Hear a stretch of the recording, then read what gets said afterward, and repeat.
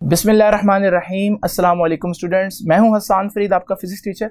आज का हमारा टॉपिक है एरर और अनसर्टेनिटी से रिलेटेड। तो आइए स्टार्ट करते हैं आज का लेक्चर। ये वर्ड एरर का आप फिजिक्स में बहुत दफा सुनेंगे, तो इसको क्लियर करना बहुत इंपॉर्टेंट है। एरर जिसको उर्दू में गलती कहा जाता है, तो क्योंकि मेजरमेंट्स लेते हैं हमेशा गलती की गुंजाइश होती है, तो फिजिक्स में हमें यह डिस्कस करना बहुत जरूरी है कि एरर क्या होता है, कितनी टाइप्स का होता है और एरर आने की वजूहात या उनके कॉजेज क्या हैं। सबसे पहले देखते हैं कि एरर होता क्या। फॉर एग्जांपल, मैं किसी भी इंस्ट्रूमेंट से, बहुत प्रिसाइज इंस्ट्रूमेंट से वेट करता हूं, तो वो बताता है कि वेट आ रहा है 80.00 kg, यानी कि एग्जैक्ट 80 kg। और फिर मैं यही वेट किसी और इंस्ट्रूमेंट से करता हूं, तो वो मुझे बताता है कि वेट है आपका या मैस है आपका 81 kg। अब ये जो प्रिसाइज वैल्यू थी, इसको हम बोलेंगे मार्क्ड वैल्यू या स्टैंडर्ड वैल्यू, जबकि ये जो वैल्यू मैंने किसी और मेजरमेंट से ली है, इंस्ट्रूमेंट से ली है, इसे मैं कहूंगा कि ये मेजर्ड वैल्यू।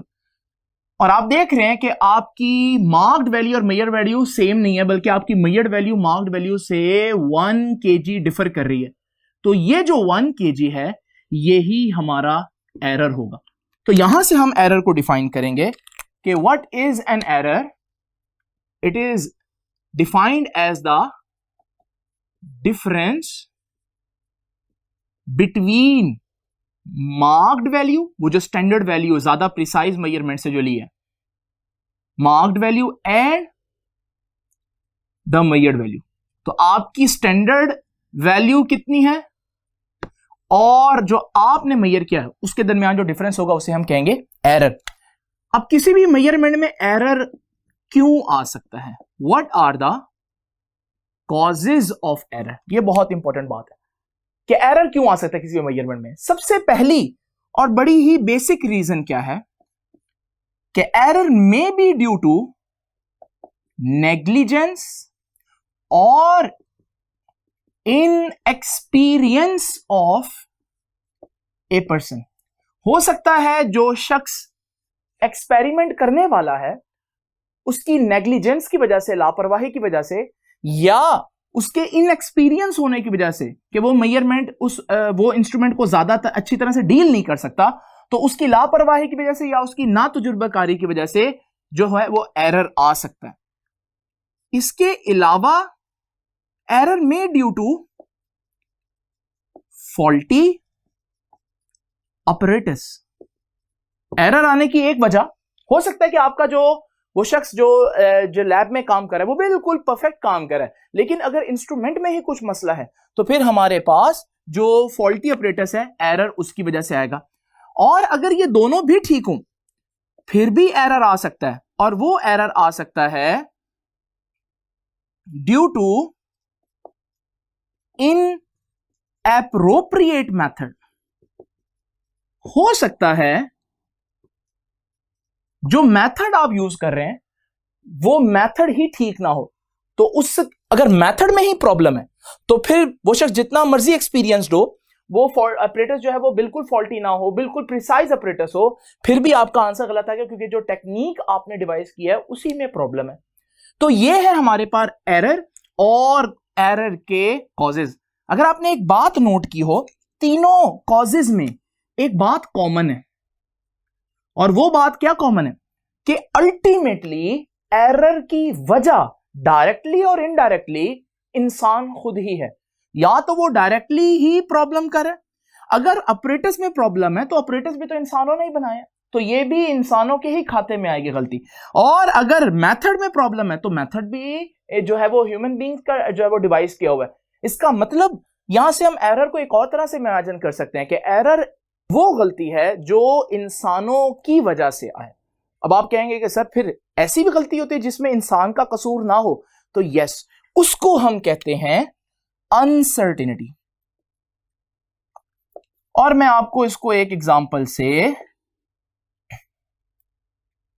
क्लियर करता हूं। अनसर्टेनिटी को गलती नहीं कहते, इसको उर्दू में कहते हैं गैर यकीनियत। When you are in doubt जब आपको यकीन नहीं है किसी चीज के बारे में, you are not confirm, you are doubtful, इसे हम बोलते हैं कि अनसर्टेनिटी है। बजाहिर इनको एक ही तरह से देखा जाता है, हम कह देते हैं कि भाई एरर है या अनसर्टेनिटी है, लेकिन अनसर्टेनिटी कुछ और चीज है। फॉर एग्जाम्पल, अगर मैं आपसे पूछूं कि इस वक्त मुझे बताएं एग्जैक्ट क्या टाइम हुआ, आप कहते हैं कि सर 9:55, मैं कहता हूं और एग्जैक्ट बताएं, आप कहते हैं 9:55 और 30 सेकंड, 30 सेकंड्स, लेकिन जब तक आप मुझे बताते हैं, क्या 30 सेकंड्स रहेंगे? आपके बताते बताते भी तो 1-2 सेकंड्स गुजर चुके होंगे। आप क्या करेंगे इस एरर को कम करने के लिए? आप और तेजी से बोलेंगे। लेकिन आप खुद सोचें, आप जितना मर्जी तेज बोल लें, क्या मुझे आप एग्जैक्ट इस लम्हे क्या टाइम चल रहा है बता सकते हैं? आप कभी भी नहीं बता सकते। इवन आप मुझे अगर यह भी कह दें कि सर क्लॉक को खुद देख लें, तब तो आपको एग्जैक्ट टाइम पता चलेगा। अगर मैं क्लॉक को खुद देखूं तो लाइट क्लॉक से टकराकर जब तक मेरी आंख में आएगी, इसमें भी 1 नैनोसेकंड टाइम गुजर चुका होगा। और फिर मजीद जब वो मेरी आंख से जाएगी और ब्रेन उसको प्रोसेस करेगा, तो कुछ टाइम वहां पर भी डिले होगा। इसका मतलब what exactly is going right this time, तो हम इसको कभी भी फाइंड आउट नहीं कर सकते कि इस वक्त एग्जैक्टली प्रेजेंट में क्या हो रहा है या एग्जैक्ट क्या टाइम है, आप नहीं मुहैया कर सकते। क्या इसमें आपका फॉल्ट है? हरगिज नहीं। ये नेचर की इम्परफेक्शन है कि आपकी सारी सेंसेस जो है वो थोड़ी सी स्लो हैं, लाइट को एक जगह से दूसरी जगह जाने में टाइम लगता है, इसमें आपका प्रॉब्लम नहीं है। तो फिर अनसर्टेनिटी का कॉज आप नहीं होंगे, अनसर्टेनिटी की कॉजेज डिफरेंट हो सकते हैं। तो हम डिस्कस करते हैं causes of uncertainty.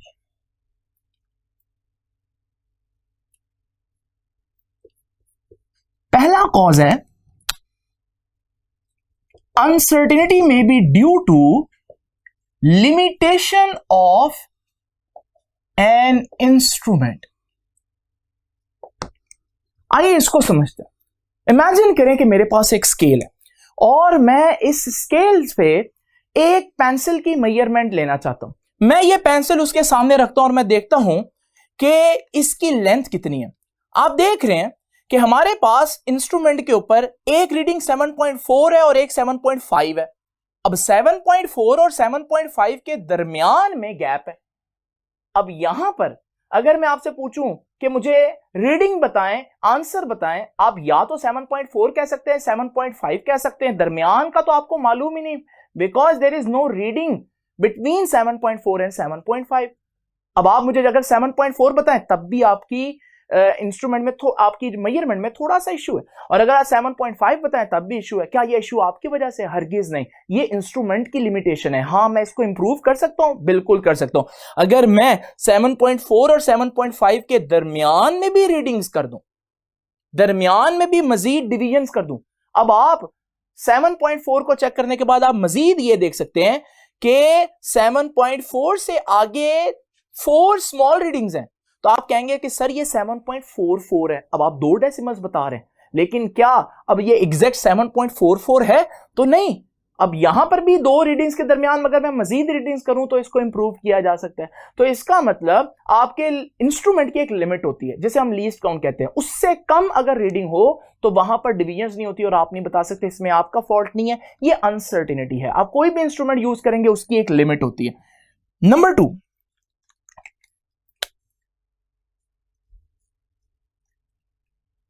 imperfection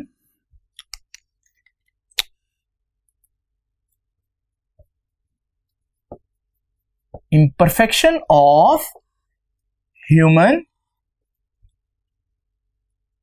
senses।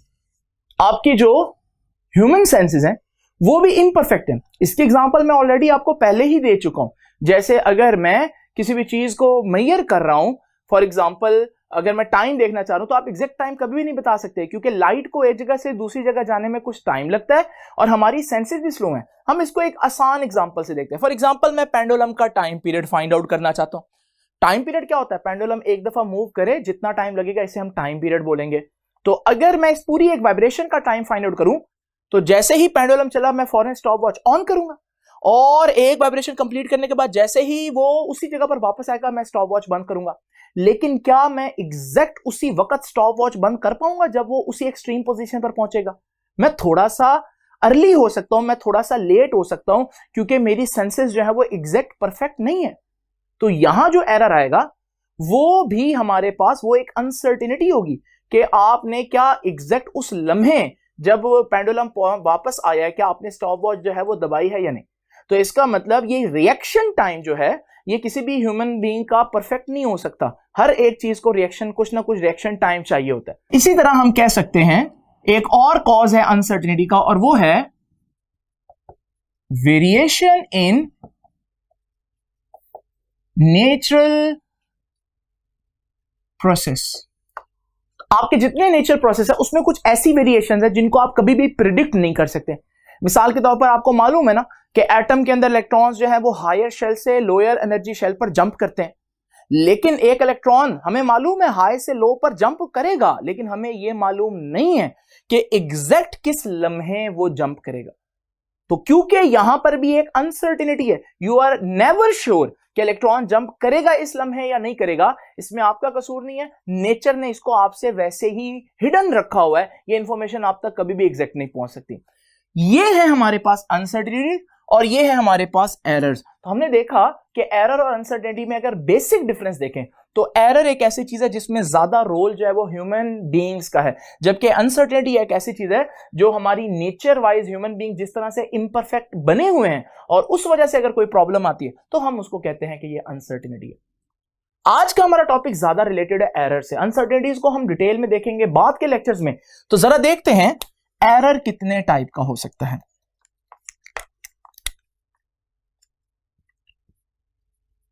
तो टाइप्स ऑफ एरर, जिन दो टाइप्स का जिक्र आपकी बुक ने किया उनमें एक है रैंडम एरर और एक है सिस्टमैटिक एरर। इन दोनों का मतलब क्या अभी हम डिटेल में डिस्कस करते हैं। तो सबसे पहले हम डिस्कस करते हैं कि what is random error.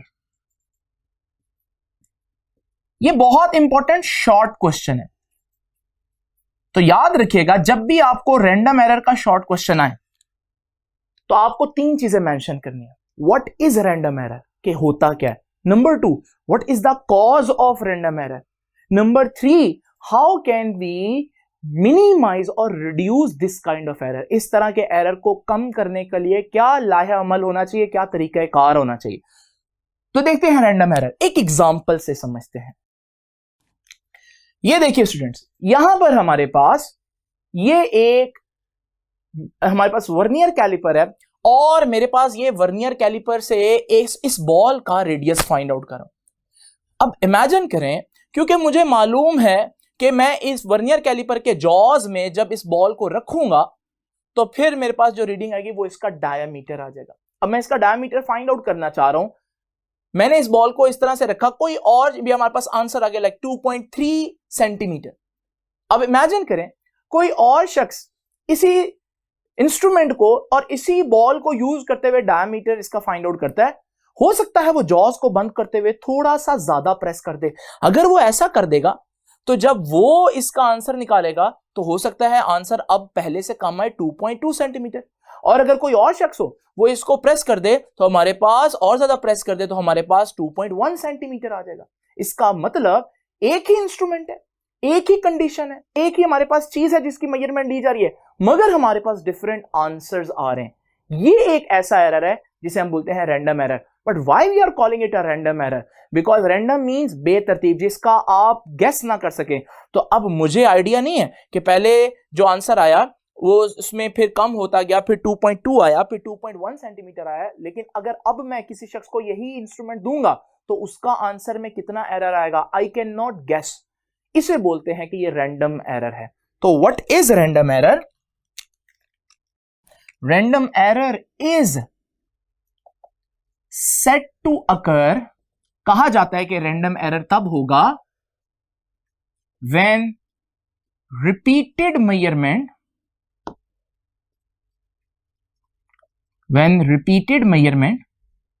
of same quantity gives different result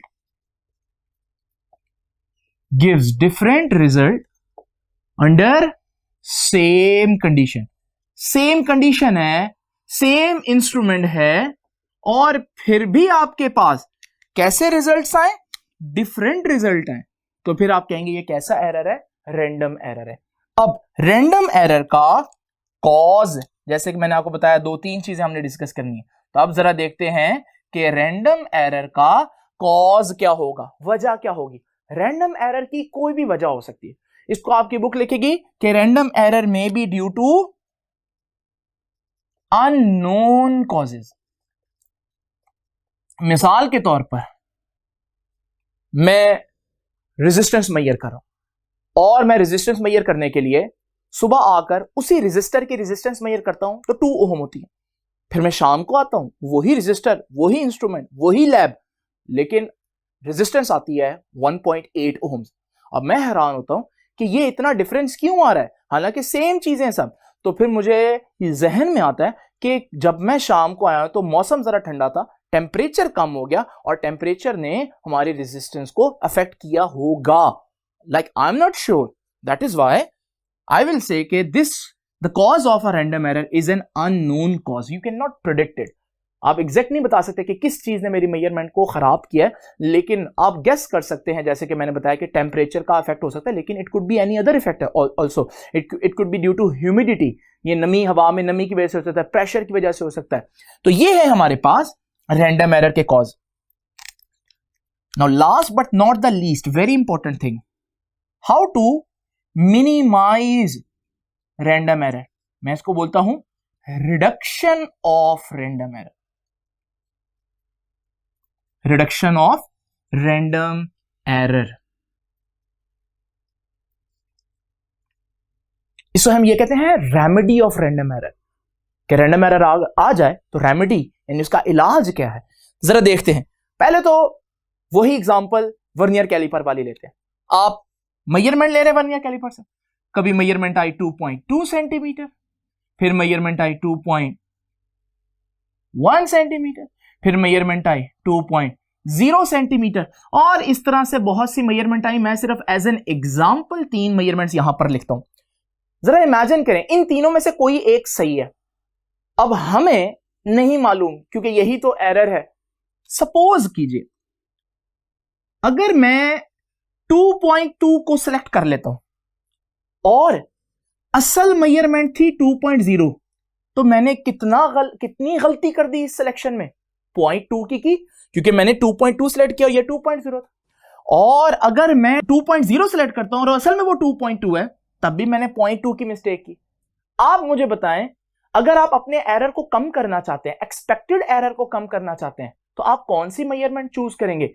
आप में से अगर बच्चे ये समझते हैं कि मैं 2.1 सेलेक्ट करूंगा, तो वो बिल्कुल सही करेंगे, क्योंकि अगर वो 2.1 सेलेक्ट करते हैं और आंसर भी असल में 2.1 है, तो उनका तो एरर आया ही नहीं। अगर वो 2.1 सेलेक्ट करते हैं और असल में 2.2 था, तो कितना वो दूर गया असल वैल्यू से? सिर्फ 0.1। और अगर ये वैल्यू सही है और उन्होंने ये चूज कर लिया, तब भी 0.1 का डिफरेंस है।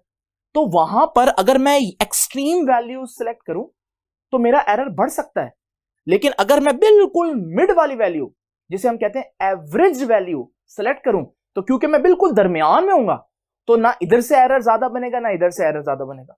तो इसका मतलब, how can you reduce random error? तो random error can be reduce by taking an average. आपके पास जितनी भी मेजरमेंट्स हैं, आप उन सबका एवरेज ले लें।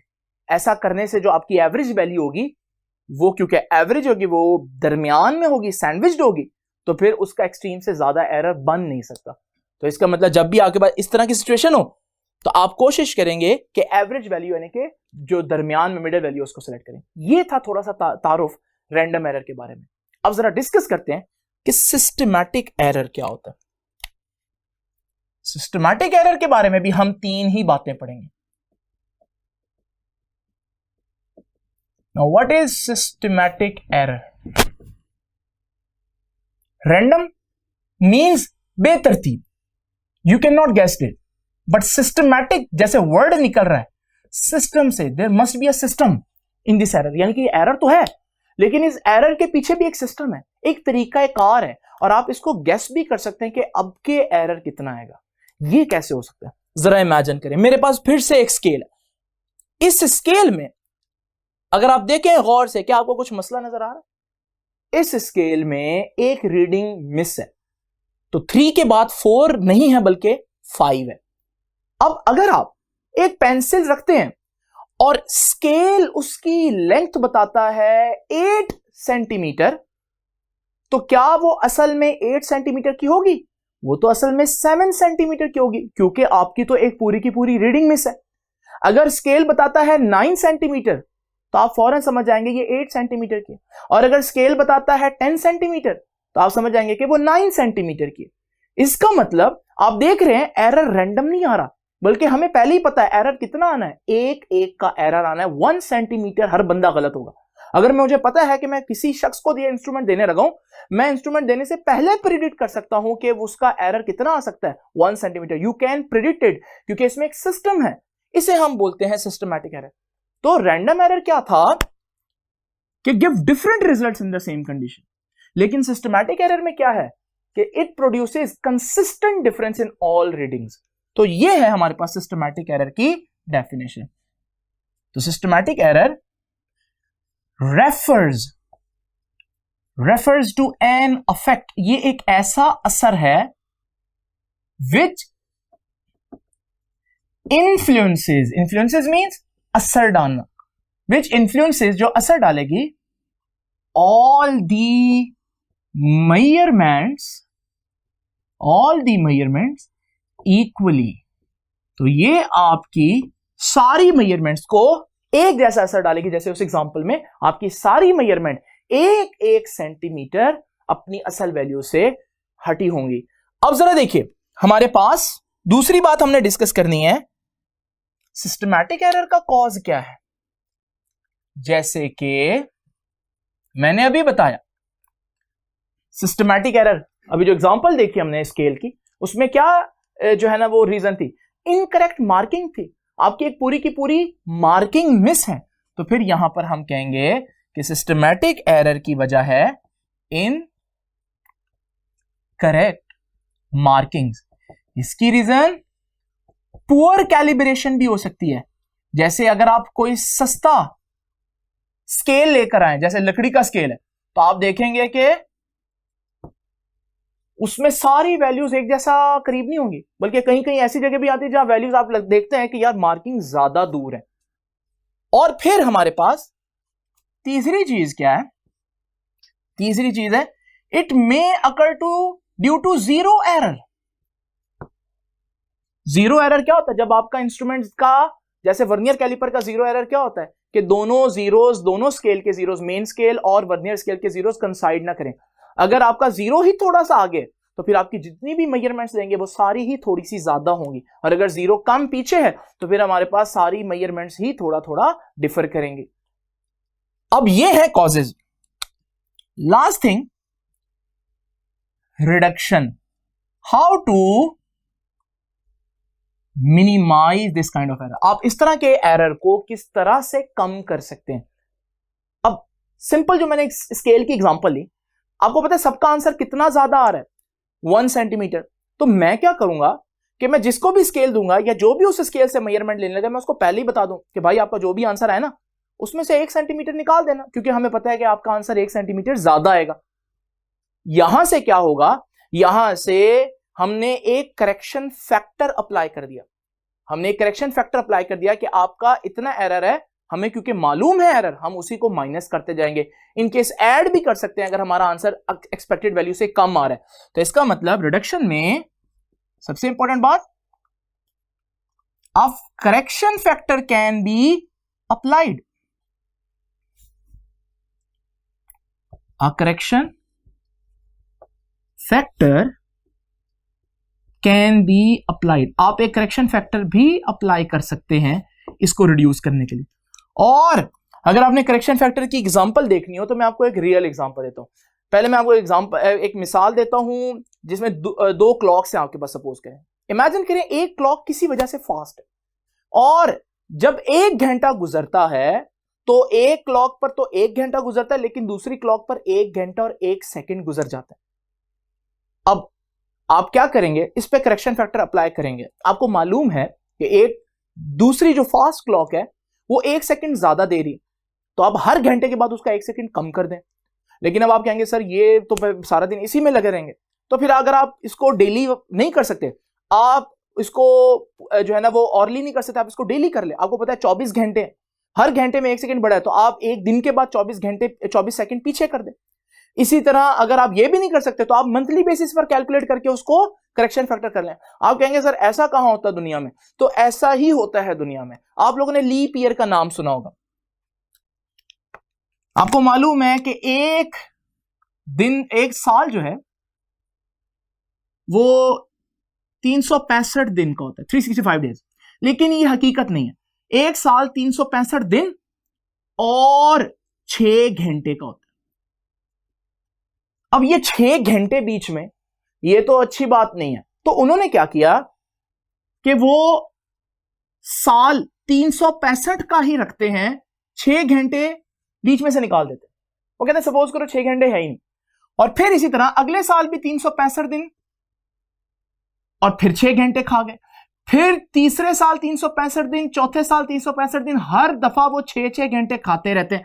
अब उन्हें मालूम है कि उन्होंने 4 साल में 24 घंटे खा लिया, और 24 घंटे कितना बनता है, एक दिन। तो फिर तो ये चौथा साल जो है वो 366 डेज का बना देते हैं, जिसे हम कहते हैं लीप ईयर, और जिसमें फेब में 29 डेज होते हैं इंस्टेड ऑफ 28।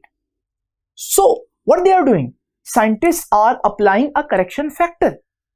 तो अब करेक्शन फैक्टर अप्लाई किया जा सकता है, और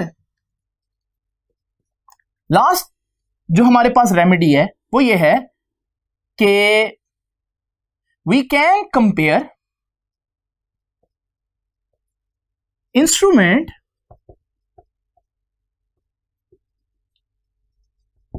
with one which is known to be more accurate। आप एक और काम कर सकते हैं कि जो आपका इंस्ट्रूमेंट है, आपको अगर उसमें लगता है सिस्टमैटिक एरर है, उसकी रीडिंग्स में प्रॉब्लम है, उसकी कैलिब्रेशन में प्रॉब्लम है, तो आप उसको कंपेयर करो किसी ऐसे इंस्ट्रूमेंट से जो आपको लगता है ज्यादा प्रिसाइज है, ज्यादा अच्छा है।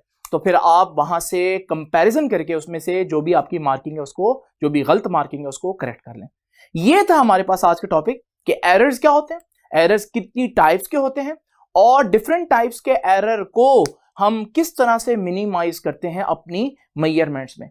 तो आज का लेक्चर यहां तक के लिए। नेक्स्ट लेक्चर होगा हमारा सिग्निफिकेंट फिगर्स के बारे में, और सिग्निफिकेंट फिगर्स की सिग्निफिकेंस क्या है ये हम डिस्कस करेंगे नेक्स्ट लेक्चर में। तब तक के लिए अल्लाह हाफिज।